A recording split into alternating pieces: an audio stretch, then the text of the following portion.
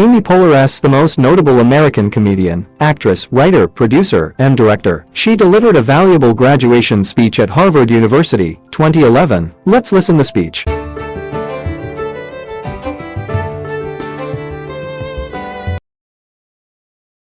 Friends, Romans, countrymen, lend me your beers. I am honored that you chose me to help you celebrate your graduation today. I can only assume I am here today because of my subtle and layered work in a timeless classic entitled Deuce Bigalow, Male Gigolo. And for that, I say, you're welcome. I'm truly, truly delighted to be here at Harvard. I graduated from Boston College, which some call the Harvard of Boston.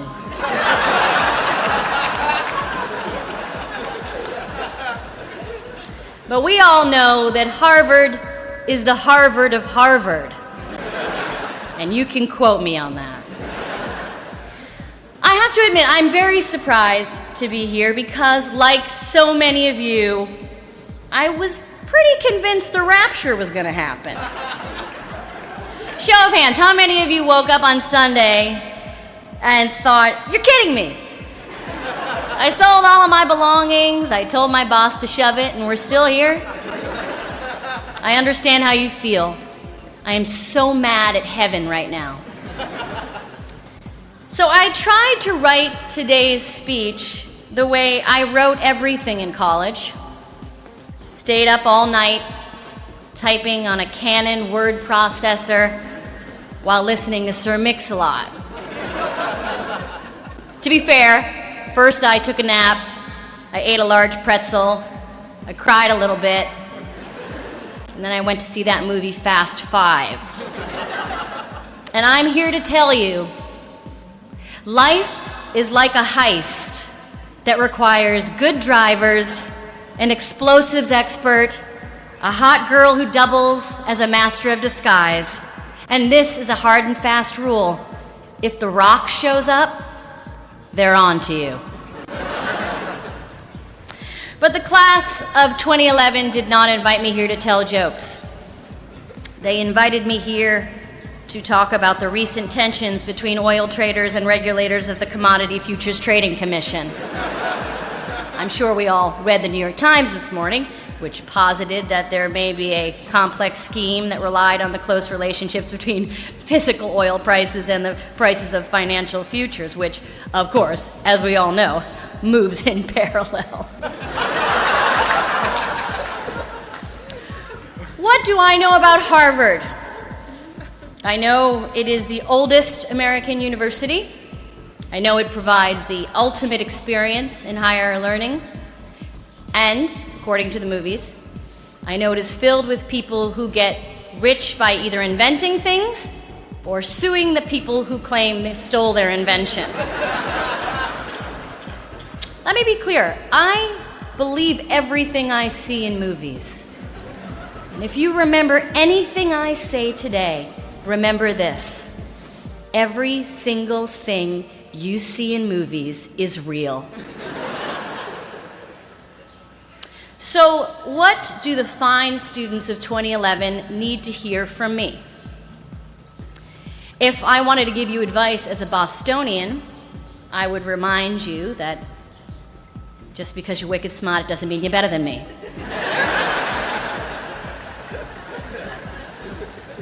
And I would also want to say, good for you for working so hard. You graduated from Harvard, huh? Must be nice. If I wanted to give you advice as a New Yorker, I'd tell you, excuse me, ma'am, could you move, please? Don't walk in the bike lane. Get off the bike lane, please. And I would also like to take a moment to inform you, as a New Yorker, and as my cab driver did recently, that Bloomberg pretends to take the subway, but we all know that's a bunch of baloney. And if I wanted to give you advice as an actor, I would tell you this. Don't do it. Don't be one. There are too many. I have a lot of talented friends who aren't working. Sorry, no more room at the inn. I bet you're great, but just work with the human genome instead. You're all smart and sophisticated people. You know the world in a way that my generation never did. Because of that, I realize I don't have much advice to give to you. In many ways, I learn from you. I don't have many answers, just questions. Specifically, when I use FaceTime on my iPad and I'm talking to someone and I take a picture, sometimes the screen freezes. How do I fix that?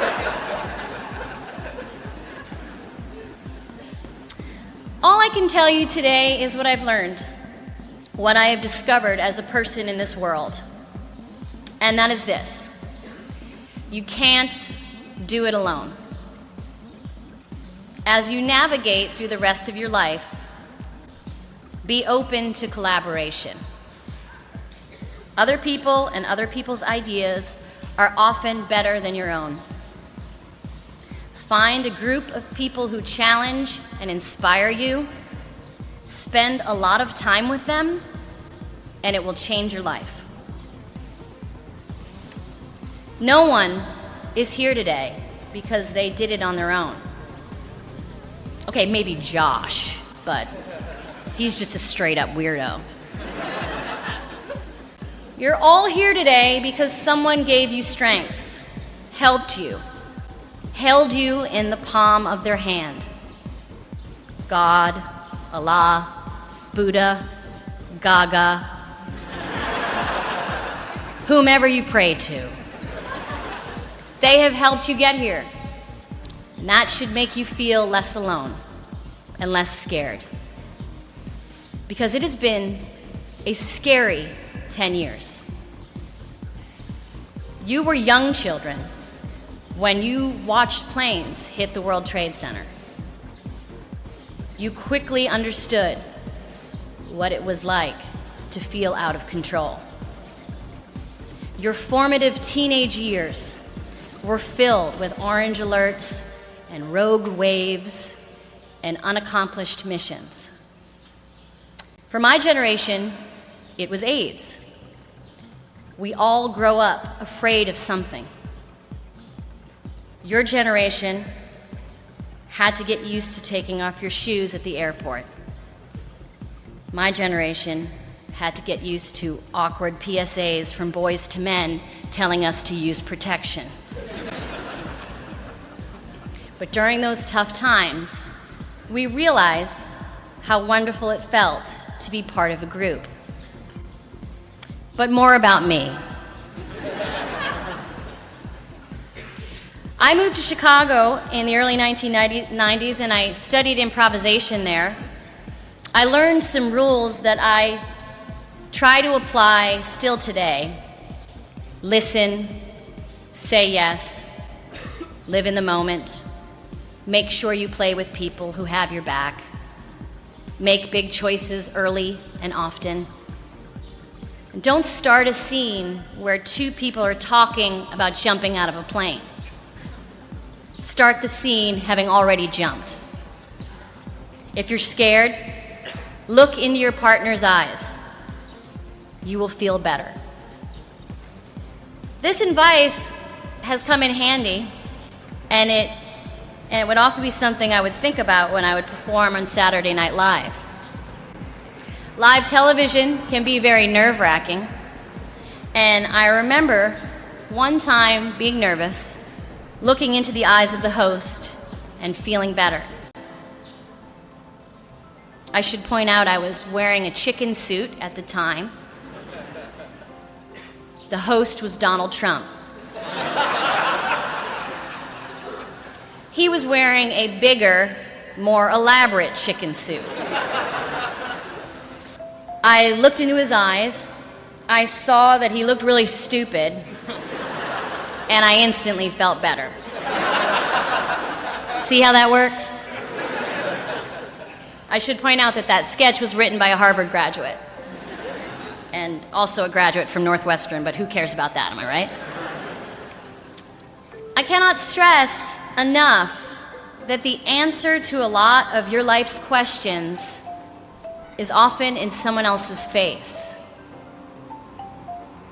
Try putting your iPhones down every once in a while and look at people's faces.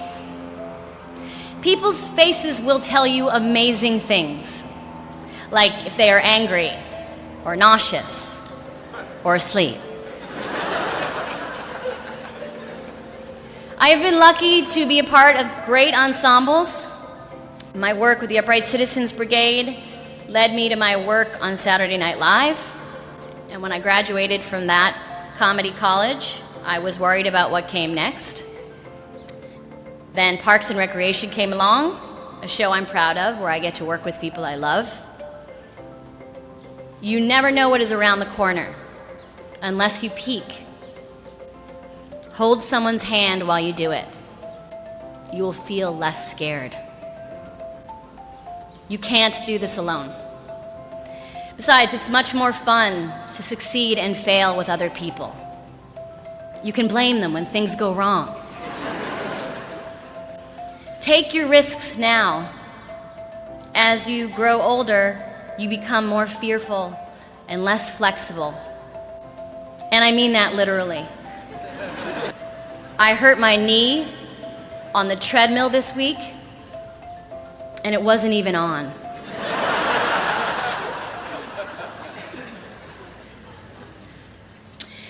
Try to keep your mind open to possibilities and your mouth closed on matters that you don't know about.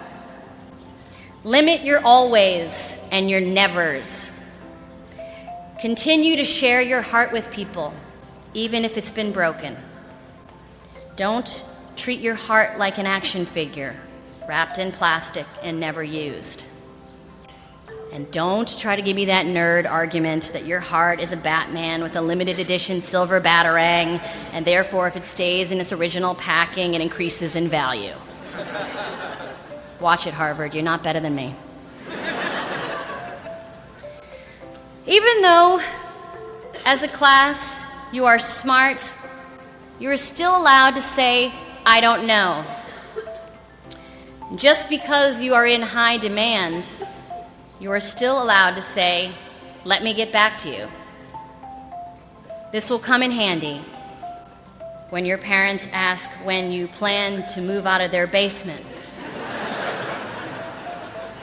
And you answer, I don't know. Let me get back to you.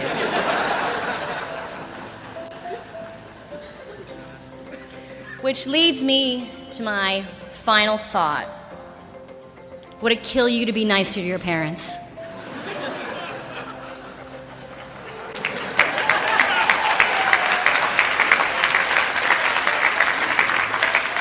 They have sacrificed so much for you, and all they want you to do is smile and take a picture with your weird cousins. Do that for them. And with less eye rolling, please.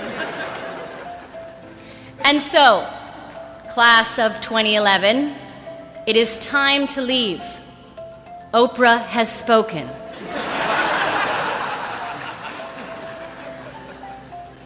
So I will end with this quote. Hey ya, hey ya, hey ya, hey ya, hey ya, hey ya, hey ya, hey ya. All right, all right, all right, all right, all right. The group, Outcast. The song, Hey Ya. The lyrics, nonsense. I'm sorry, it was really late when I wrote this. This is what I want to say. When you feel scared, hold someone's hand and look into their eyes. And when you feel brave, do the same thing. You are all here because you are smart and you are brave. And if you add kindness and the ability to change a tire, you almost make up the perfect person. I thank you for asking me to speak to you today. As you head out into the world, I wish you love and light, joy, and much laughter. And as always, please don't forget to tip your waitresses. Thank you very much. This video courtesy and acknowledgement goes to Harvard University and Amy Poehler. This video is prepared for only educational purpose and learning. Thank you, Harvard University.